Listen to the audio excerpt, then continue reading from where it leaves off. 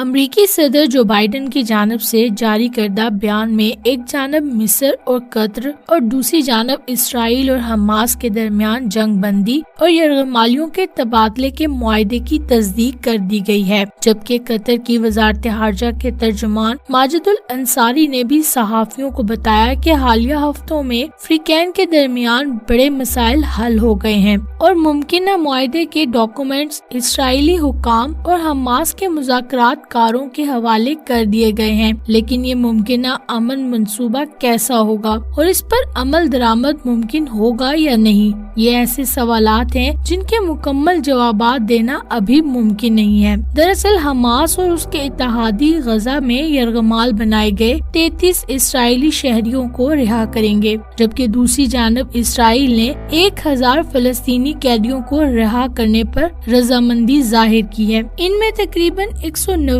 وہ افراد شامل ہیں جو 15 برس یا اس سے زیادہ عرصے میں اسرائیلی جیلوں میں قید ہیں۔ فلسطینی ذرائع کا کہنا ہے کہ غزہ میں بے گھر ہونے والے کچھ افراد کو واپس اپنے گھروں میں جانے کی اجازت دے دی گئی ہے۔ اس دوران اسرائیل اور حماس کسی مستقل امن معاہدے پر مذاکرات کریں گے۔ اس حوالے سے فریقین میں تاحال اتفاق نہیں ہوا ہے۔ اس امن معاہدے کی ابتدائی شرائط امریکہ نے مئی 2024 میں مرتب کی تھی اور تب ہی سے اسرائیل اور حماس کے مذاکرات کار بالواسطہ طور پر پیرس، قاہرہ اور دوحہ میں بات چیت کرنے میں مصروف ہیں۔ ان مذاکرات میں قطری، مصری اور امریکی سفارت خانے ثالث کا کردار ادا کر رہے ہیں۔ دراصل یہ امن معاہدہ 3 فیسز پر مشتمل ہے۔ اس امن معاہدے کے فیز نمبر 1 میں جنگ بندی کے پہلے روز حماس کی جانب سے یرغمال بنائے گئے 3 افراد کو رہا کیا جائے گا۔ اس کے بعد اسرائیل غزہ میں گنجان آبادی والے علاقوں سے اپنے فوجی اہلکاروں کا انخلا کرے گا۔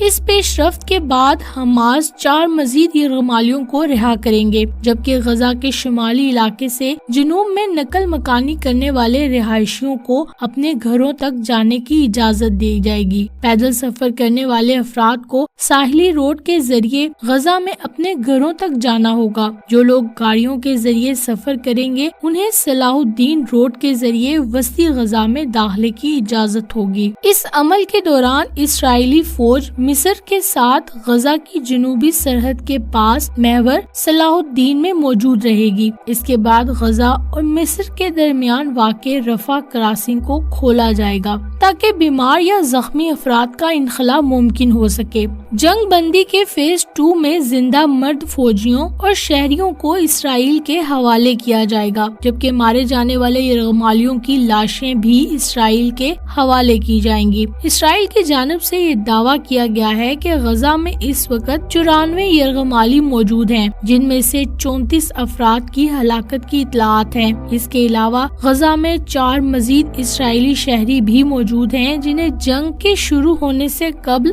اغوا کر لیا گیا تھا، جبکہ توقع یہ کی جا رہی ہے کہ جنگ بندی کے معاہدے کا تیسرا فیز غزہ کی تعمیر نو سے متعلق ہے۔ خیال رہے کہ حماس اور اسرائیل کی جنگ کے دوران غزہ کا بڑا حصہ ملبے کا ڈھیر بن چکا ہے۔ جنگ بندی کے اس امن معاہدے کے فیز 1 پر تو اتفاق ہو گیا ہے، جبکہ دوسرے اور تیسرے فیز پر اسرائیل اور حماس کے درمیان اتفاق نہیں ہو پایا ہے۔ اس میں مذاکرات 42 روز جنگ بندی کے 16ویں دن سے شروع ہوں گے۔